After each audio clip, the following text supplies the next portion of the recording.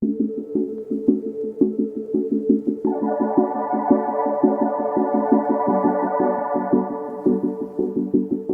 because you mentioned this Korean drama on pregnancy challenges, so to speak, um, what other topics and associated movie titles um, would you give me to, would you say drew a very emotional reaction from your students? Like you felt the tension in the Mhm. room, Right. either because it was a matter of the theme or of the topic, or of course the way the visual language and all Right. the artistry that goes into a movie. But sometimes you feel when students are triggered. And Yeah. so you did So, notice, let's say. oh, of course. Okay, there's this 1995, I think, movie, if not, 1 year in either direction, called Strange Days by Catherine Bigelow. It's, I think it's one of the masterpieces of American film in the 90s that does not get any attention. It's absurd. It does not have a Blu-ray release in the United States. It's had a Blu-ray released in Britain a few years ago, but Mhm. currently in the US, you can't even get that version of it.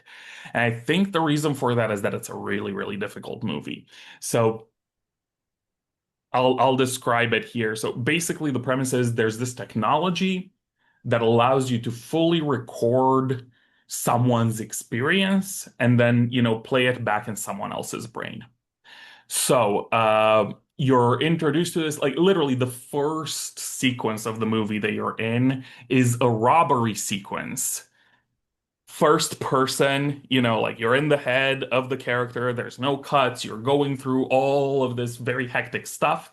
And at the end of it, he falls off a building and dies. And the guy who's going through this experience, pulls the thing off his head. It's Ray Fiennes plays the lead in this, and he throws it away and goes, "Damn it, Lenny! I don't deal in blackjack videos."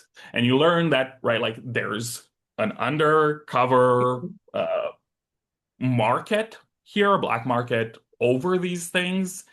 Lenny, Lenny, our lead, is uh, a dealer of these kinds of things and an ex-cop, but he deals in, sex videos primarily. Mhm. Uh, he does not want to do any of the death stuff.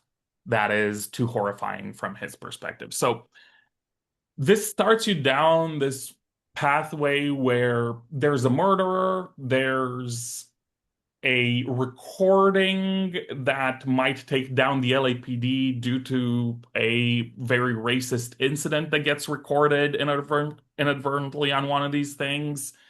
And then there's a murderer who is so sociopathic that his rape murder method is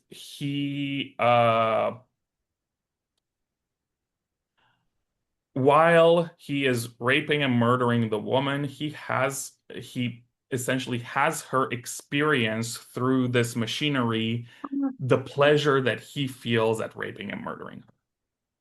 So he's feeling both his own feelings and the No, dread and horror she's of the victim. feeling his Ah, feelings, reversed.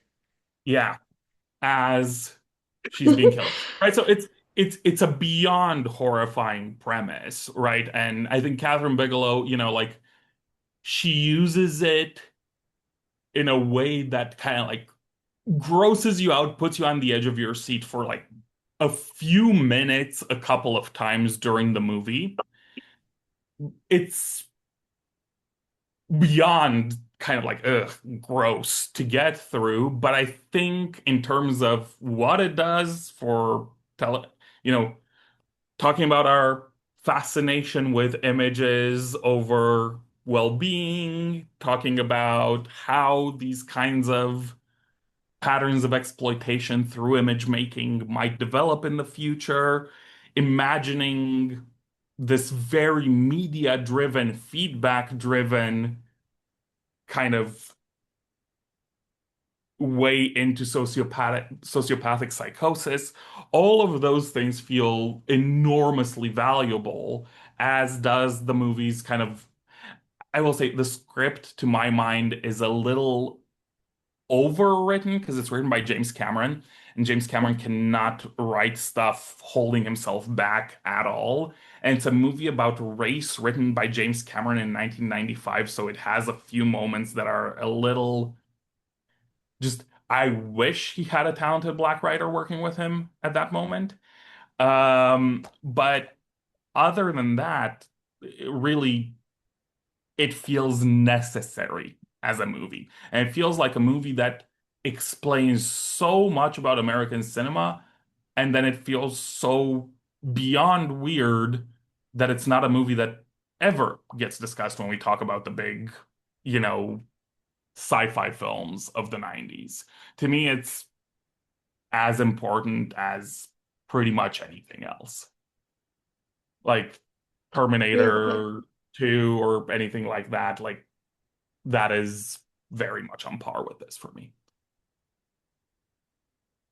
I mean, assuming they were first, you know, horrified slash disgusted by this kind of intense scenes, Mhm. I'm curious what kind of, in what kind of dialogue you engage them to prompt to think about the underlying issues. Like, why, if I were Right, your student and watched with you this kind of movie, why would you ask me right after? right. Oh, that's a good question. So I think for that movie, I actually give them a content warning. I don't give students a lot of content warnings, but I actually give them one for that one, and I tell them how to identify that scene when it starts if they want to step out of the room. Um, Not many of them do, but most of them appreciate the heads up, kind of.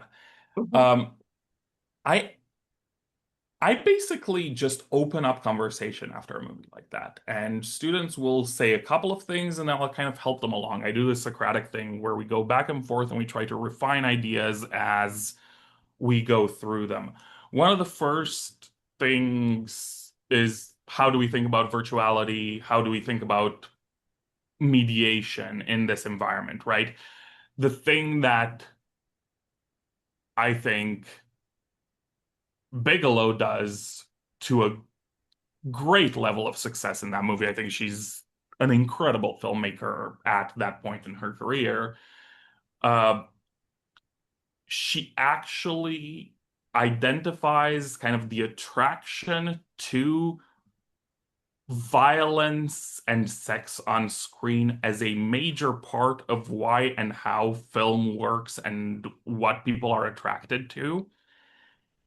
And she presents it to you in such a way throughout the movie as to have you both understand its attraction and be able to kind of think through what structural outcomes it might bring you to that are quite destructive. And I think that that's what students mostly grapple with in that. It's this sense of guilt, and we are at a moment where sort of there's a return of sexual guilt in American culture to an extent that like I did not think possible, actually. And it has to do to a certain extent with how exploitative representations of sex have been and how commercialized they've been and so on and so forth. That movie really puts them in the position of challenging that, but at the same time understanding its appeal at least somewhat, and understanding that it's an appeal that's really, really hard to pull back from or block.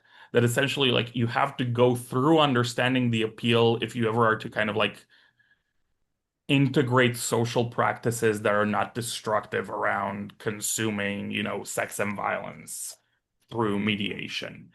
Mhm. And they deal with this on a day-to-day life. They deal with right now we're very much in a moral panic over video games again.